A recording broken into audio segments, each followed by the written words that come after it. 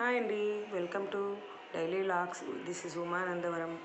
మీకు ఇప్పుడు 2 బ్యాంగిల్స్ చూపిస్తున్నానండి. ఇవి చాలా పాతకాలం నాటివి, దాదాపు 25 ఇయర్స్కు సంబంధించినటువంటి.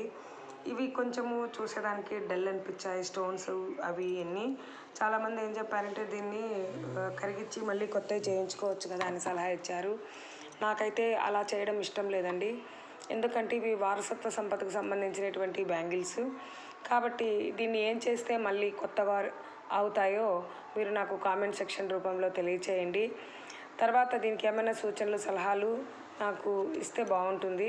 మార్చమంటారా లేకపోతే దీన్నే ఉంచుకోమంటారా అనేవి మీరు నాకు కామెంట్ సెక్షన్ రూపంలో తెలియచేయండి. నా వీడియో మీకు నచ్చినట్లయితే లైక్ చేయండి, షేర్ చేయండి, సబ్స్క్రైబ్ చేయండి. Thank you.